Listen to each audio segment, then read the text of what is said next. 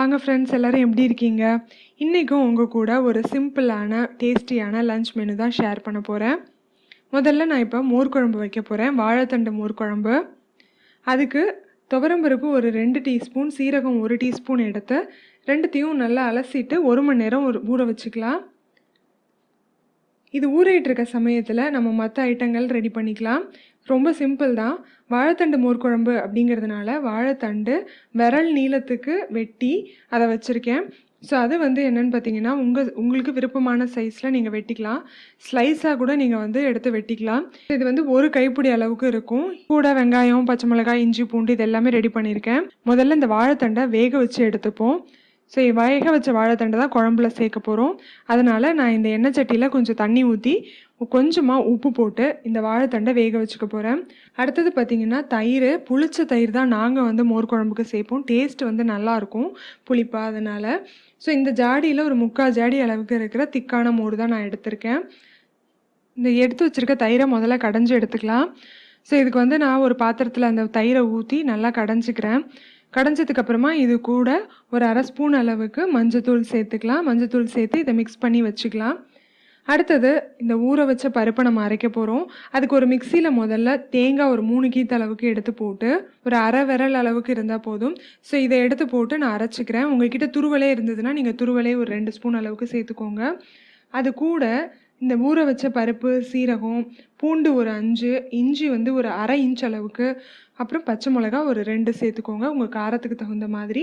இதில் நீங்கள் பட்டை மிளகா கூட சேர்த்துக்கலாம். அப்போ கலர் கொஞ்சம் ரெட் கலரில் அதுவும் நல்லாயிருக்கும், பார்க்குறதுக்கு டேஸ்ட்டும் நல்லாயிருக்கும். இது எல்லாத்தையும் போட்டு லைட்டாக தண்ணி ஊற்றி நல்லா அரைச்சிக்கோங்க நைஸாக. இப்போ கடைஞ்ச தயிர் கூட மிக்சியில் அரைச்ச கலவையை கொட்டி நான் கலந்துக்கிறேன். இந்த மோர் குழம்பு வைக்க போகிற பாத்திரம் நான் இந்த பாத்திரத்தில் தான் வைக்க போகிறேங்கிறதுனால வாழைத்தண்டு கூட அந்த தண்ணி இதை ஊற்றிட்டு அதில் கரைச்சி வச்சுருக்க தயிரையும் சேர்த்து ஊற்றிக்கலாம். டேஸ்ட்டுக்கு தகுந்த மாதிரி உப்பு போட்டு கரைச்சி எடுத்துக்கோங்க. அடுத்தது எண்ணெய் சட்டியில் எண்ணெய் ஊற்றி எண்ணெய் காஞ்சதுக்கு அப்புறமா இதுக்கு தேங்காய் எண்ணெய் சேர்த்தா நல்லாயிருக்கும். தேங்காய் எண்ணெய் சேர்த்துக்கோங்க. எண்ணெய் காஞ்சதுக்கு அப்புறமா அதில் கடுகு, ஜீரகம், பெருங்காயம், கருவேப்பிலை, அப்புறம் பட்டை மிளகா ஒரு 2 போட்டுக்கோங்க. இப்போ நீங்கள் முதல்ல அரைக்கும் போது சேர்த்த மிளகாவோட காரம் பத்தலை அப்படின்னா இப்போ தாளிக்கும் போது கொஞ்சம் கூடவே நீங்கள் பட்டை மிளகா சேர்த்துக்கலாம். அது கூட வெங்காயம், நீட்டாக அரைஞ்ச வெங்காயம் சின்ன சைஸில் இருந்துச்சுன்னா 1, பெரிய சைஸில் இருந்துச்சுன்னா 1/2 போட்டுக்கோங்க போதும். இது நல்லா வதங்கினதுக்கு அப்புறமா கரைச்சி வச்சுருக்க குழம்புல ஊற்றிட்டு அந்த குழம்பு வச்சுருக்க பாத்திரத்தை எடுத்து அடுப்பில் வச்சிடலாம். ஒரு 3லேருந்து 4 நிமிஷத்தில் பார்த்தீங்கன்னா நல்லா தலபுலன்னு கொதிக்கும். அந்த கொதிக்க ஆரம்பிச்சதுக்கப்புறம் பார்த்தீங்கன்னா அந்த பச்சை ஸ்மெல், அந்த மிக்சியில் அரைச்சோம்ல அந்த விழுதோட பச்சை ஸ்மெல்லாம் போயிடும். இந்த அடுப்பை ஒரு 10 நிமிஷம் நம்ம சிம்மில் வச்சுருந்தோம் அப்படின்னா குழம்பு ரெடி ஆகிடும். இறக்கிறதுக்கு முன்னாடி நீங்கள் கொத்தமல்லி தழை தூவி இறக்கிக்கலாம். அவ்வளோதான், நமக்கு குழம்பு ரெடி ஆகிடுச்சு. இந்த குழம்பு கொதிக்கிற சமயத்துலேயே பார்த்தீங்கன்னா நான் இந்த அடுப்பில் ரசமும் தாளிச்சாச்சு. அடுத்தது இப்போ பீட்ரூட் பொரியல் செய்ய போகிறேன். ஸோ இது எல்லாமே சிம்பிளானது தான். அதனால் நான் எப்படி பண்ணுறேங்கிற ஸ்டெப்ஸ் எதுவும் சொல்லலை.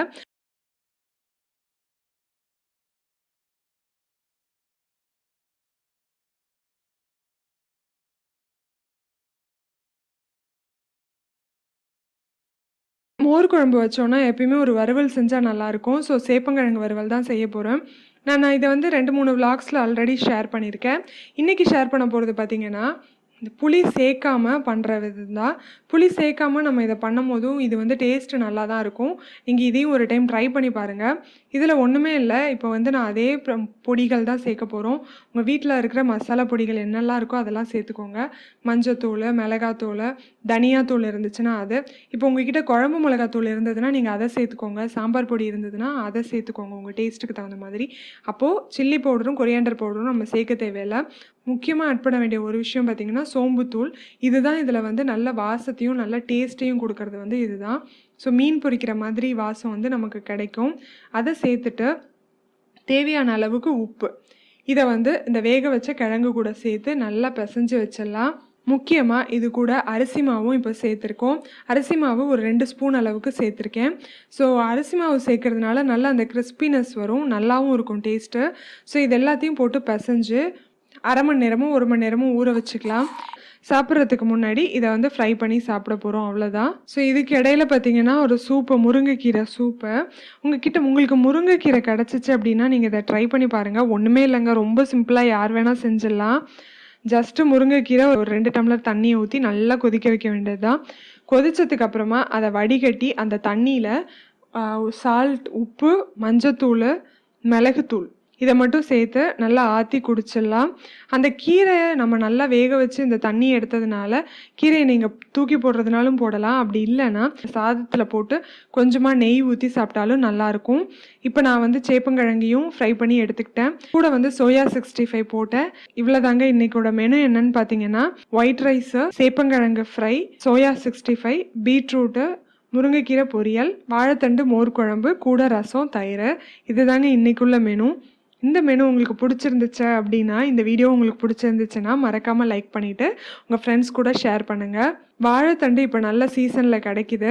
ஸோ அதனால் இந்த மாதிரி வாழைத்தண்டு வச்சு புளிச்ச மோரையும் யூஸ் பண்ணி இந்த மாதிரி மோர் குழம்பு செஞ்சு கூட சைட் டிஷ்க்கு இந்த மாதிரி ஏதாவது ஒரு காரமான ஃப்ரை ஒன்று செஞ்சு சாப்பிட்டு பாருங்கள். பார்த்துட்டு உங்கள் ஃபீட்பேக்கை கமெண்ட்ஸில் சொல்லுங்கள். நான் உங்களை இன்னொரு வீடியோவில் வந்து மீட் பண்ணுறேன். அது வரைக்கும் பை பை.